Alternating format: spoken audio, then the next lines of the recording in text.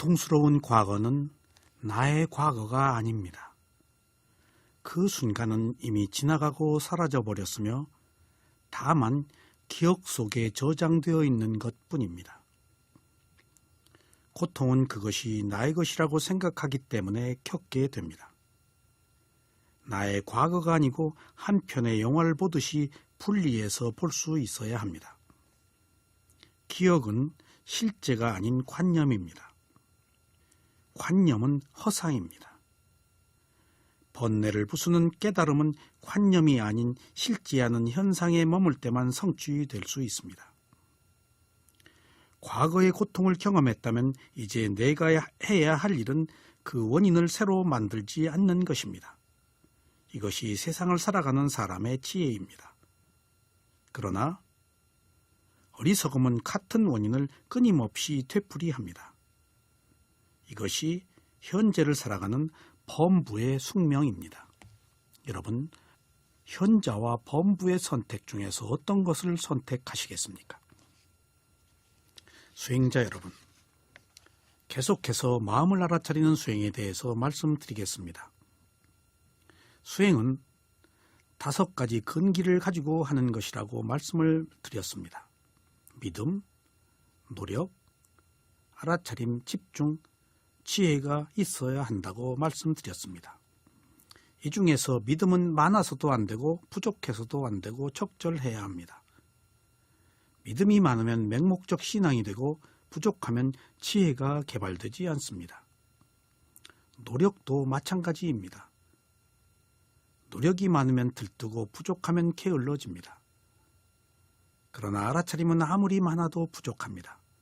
그래서 알아차림은 많을수록 좋습니다. 집중도 적절해야 합니다. 집중이 부족하면 고요함이 없고 넘치면 졸음에 빠집니다. 지혜도 적절해야 합니다. 지혜가 부족하면 어리석고 많으면 간교해집니다. 오직 알아차림 하나만 제외하고는 아무리 좋은 것이라도 많거나 부족하면 안 됩니다. 모든 것이 균형을 이룰 때 바른 견해가 생깁니다. 이것이 중도입니다. 중도적 관점으로 어느 것에도 치우치지 않아야 대상의 성품을 알 수 있습니다. 그래야 비로소 바른 견해를 가질 수가 있습니다. 이러한 중도를 유지하는 것이 바로 알아차림입니다. 알아차림이 있으면 믿음과 지혜가 균형을 이루게 됩니다. 그리고 노력과 집중과 균형을 이룹니다. 이처럼 믿음과 지혜가 균형을 이루도록 돕는 것이 알아차림이며 노력과 집중이 균형을 이루도록 돕는 것이 알아차림입니다. 그래서 알아차림은 5근의 중심축에 속합니다. 그러므로 위파사나 수행을 한마디로 요약하면 알아차림 하나라고 말하는 것입니다. 수행자 여러분, 위파사나 수행은 대상을 알아차리는 것입니다. 그래서 알아차림을 수행의 시작이라고 할 수 있습니다. 이것을 더 정확히 말하면 첫째, 몸과 마음이라는 대상이 있어야 하고 둘째, 대상의 마음을 보내는 행위인 알아차림이 있어야 하고 셋째, 이것을 아는 마음이 있는 것입니다. 이상 3가지 조건이 갖춰져야 수행을 하는 것입니다. 이때의 알아차림이란 마음이 아니고 마음의 작용인 행위입니다. 알아차림이 없으면 하고 있는 것을 깨어서 알지 못합니다. 누구나 보고, 듣고, 냄새 맡고, 맛보고, 몸에 부딪히고 생각합니다. 하지만 알아차림이 없기 때문에 무엇을 할 때 하는 것을 정확하게 알지 못하고 합니다. 그래서 그냥 무심히 합니다. 이처럼 무심히 하는 것은 수행이라고 말할 수가 없습니다. 이렇게 알아차림이란 대상의 마음을 정확하게 보내는 행위이고 다시 이것을 마음이 받아들여서 압니다. 일반적으로 알아차린다고 할 때는 대상과 하는 마음이 생략되어 있습니다. 알아차림과 같은 뜻으로 쓰이는 본다, 이해한다, 겨냥한다, 관찰한다, 추시한다라고 말할 때에도 똑같이 대상과 아는 마음이 생략되어 있다고 아셔야 합니다. 그래서 보고 안다, 이해하고 안다, 겨냥하고 안다, 관찰해서 안다, 추시해서 안다 라는 안다라는 마음이 뒤에 있다는 사실을 유념해야 합니다. 알아차림은 깨어있는 마음으로 대상의 마음을 보내는 행위이므로 선한 행위에 속합니다.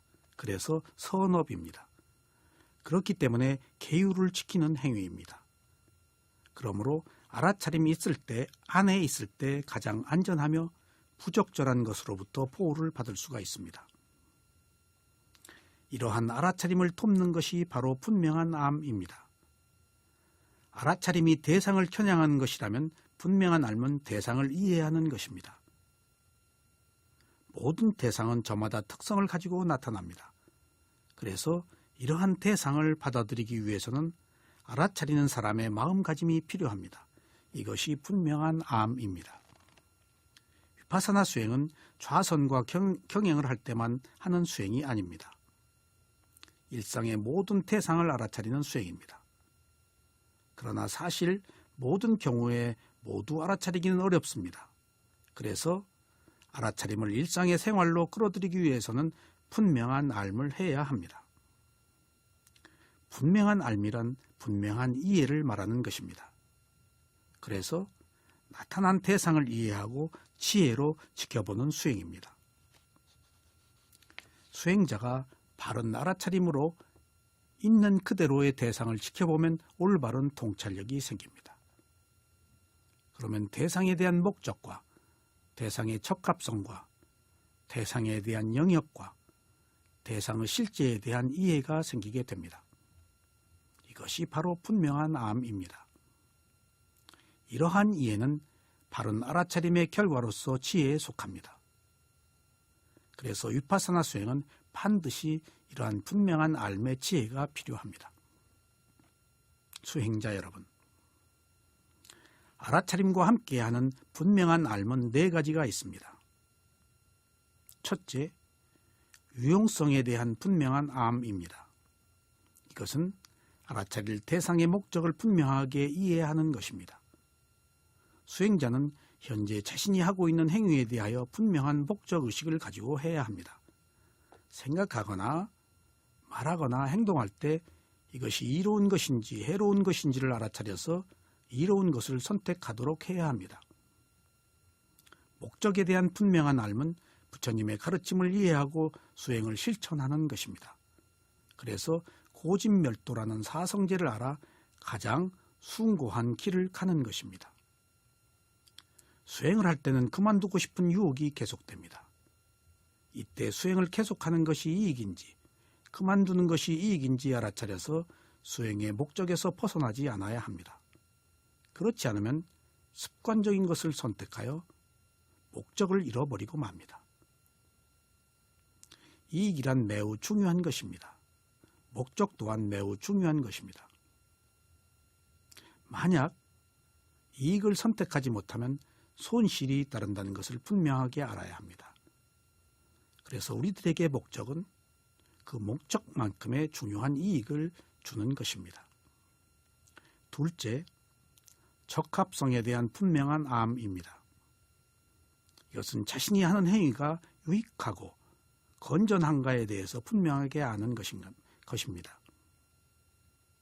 수행자는 여러 가지 제약 속에서 수행을 해야 합니다. 누구나 완벽한 조건이 성숙된 상태에서 수행을 하기란 어렵습니다.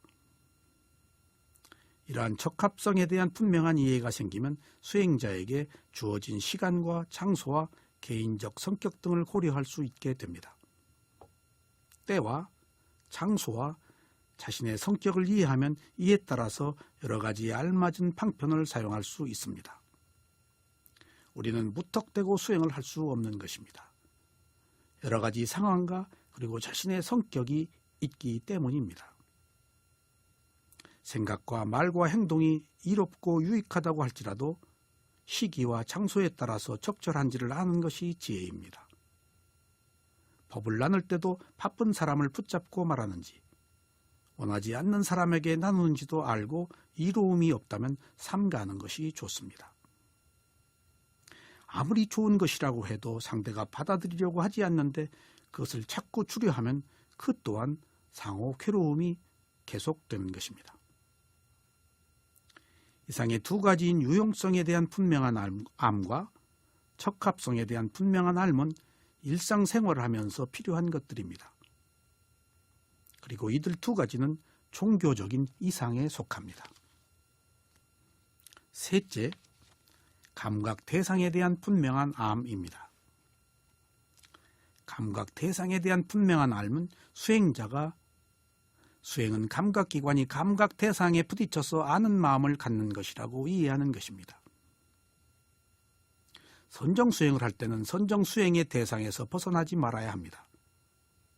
위파사나 수행자는 사념처 수행의 대상인 몸과 마음에서 벗어나지 말아야 합니다. 그래서 수행자가 자신이 알아야 할 대상의 영역에서 벗어나서는 안 됩니다. 그러므로 각자 자기에게 알맞는 수행을 해야지 엉뚱한 것을 붙들고 그것을 상상하거나 생각해서는 안 됩니다. 몸에서 일어난 현상은 분명하게 물질적 현상이라고 알아야 합니다. 마음에서 일어난 현상은 분명하게 정신적 현상이라고 알아야 합니다. 만약 관념적인 생각에 빠져 있거나 몸과 마음의 대상이 아닌 것은 영역에서 벗어난 것이라고 알아차리고 수행의 대상인 고유한 영역으로 돌아와야 합니다. 특히 알 수 없는 것을 대상으로 한다거나 풀 수 없는 의문을 갖게 될 때 이것을 알아차리고 실제하는 몸과 마음으로 돌아와야 합니다. 넷째, 어리석지 않음에 대한 분명한 암입니다. 이것이 현혹되지 않은 알미며 실존에 대한 분명한 알을 말합니다. 대상을 알아차릴 때 어리석은 마음으로 알아차리는지 또는 어리석지 않은 마음으로 알아차리고 있는지 이것을 알고 수행을 해야 합니다. 어리석지 않은 마음으로 대상을 알아차리면 유신견, 상견, 단견을 갖지 않고 알아차리게 됩니다. 그래서 모든 대상이 가지고 있는 일반적 특성인 무상, 고무화를 알게 됩니다. 이러한 무상고무화는 생각으로 알아서는 그 참성품을 알 수가 없고 반드시 몸과 마음을 알아차리는 실천적 수행을 통해서만이 알 수 있는 것입니다. 이상의 두 가지 분명한 알은 진실을 알기 위해서 필요한 일상생활에서의 알아차림에 속합니다. 그래서 이상을 실현하기 위해서 직접 체험하는 것입니다. 지금까지 말씀드린 알아차림과 분명한 알은 수행의 기본이 되는 두 가지의 축입니다. 그러나 이것들은 알아차림이란 하나의 틀 안에서 일어나는 두 가지의 요소입니다. 이것들은 모두 마음이 있어서 하는 행위에 속합니다. 그러므로 이 두 가지는 알아차림이지 일하는 마음 그 자체를 알아차리는 수행은 아닙니다. 그래서 다음으로 대상을 알아차리고 분명한 알을 하는 그 마음을 알아차리는 수행에 대해서 말씀드리겠습니다. 바로 이 수행이 마음을 알아차리는 수행입니다. 수행자 여러분, 위파사나 수행을 하면서 마음을 알아차린다는 것은 매우 상징적인 의미를 갖고 있습니다. 마음을 알아차리는 것은 살아있는 생명력의 현장이며 살아있는 그 실체를 직접 대상으로 삼아서 알아차리는 것이기 때문입니다. 마음은 보이지 않는 것이라서 추측만 했을 뿐이지 실제로 그것이 무엇인지는 알 수가 없습니다. 하지만 생명력을 대상으로 한다는 것에서는 이것은 관념이 아닌 실제하는 것을 알아차리는 것입니다. 그래서 몸과 마음을 알아차리는 것이 갖는 의미는 매우 현실적이고 중요합니다. 불교와 달리 다른 종교에서는 초월적 존재나 창조주의에 귀의하는 것이라서 대상을 알아차리는 출발부터 현격한 차이가 있습니다. 이것은 알 수 없는 것과 알 수 있는 것의 차이입니다. 이처럼 위파사나 수행이 몸과 마음을 대상으로 한다면 다른 종교는 신을 대상으로 하기 때문에 출발이 다르다는 것을 이해해야 합니다. 이러한 관점의 차이가 있기 때문에 수행을 하면서 불필요한 일에 옳고 그름을 따져서는 안 됩니다. 무엇이나 서로 지향하는 것이 다르면 그대로 존중하는 것이 이익입니다. 특히 무엇이 옳고 그른가는 위파사나 수행의 대상이 아니라는 사실을 유념해야 하겠습니다.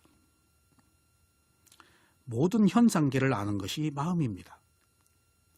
6가지 감각기관이 6가지 감각 대상에 부딪힐 때 6가지 아는 마음이 없으면 아무것도 없습니다. 물론 여기에 똑같이 필요한 것이 감각기관과 감각대상과 6가지 아는 마음입니다. 그래서 위파사나 수행을 하면서 마음을 알아차린다는 것은 모든 것의 가장 핵심적 주제를 대상으로 한다는 사실을 알아야 합니다. 바로 여기에 깨달음이 있고 윤회가 끝나고 지고의 행복이 있습니다. 마음이 모든 것을 이끕니다. 이렇게 모든 것을 이끄는 마음을 알아차린다는 것은 사실 모든 것을 다 알 수 있다는 것입니다. 마음이 모든 행위에 앞서가기 때문에 선한 마음이 있으면 선한 행위를 하고 선하지 못한 마음이 있으면 선하지 못한 행위를 합니다. 그렇기 때문에 일하는 그 마음을 알아차리면 항상 선한 마음이 되어서 선한 행위를 하고 그 결과로 선한 과보를 받습니다. 그러니 이것보다 더 좋은 일이 어디에 있겠습니까? 마음은 내부에서 일어난 마음이 있습니다. 탐욕, 성냄, 어리석음이란 선하지 못한 마음이 끊임없이 일어납니다. 그리고 관용, 자애, 지혜라는 선한 마음도 끊임없이 일어납니다. 이것들이 모두 알아차려야 할 대상입니다.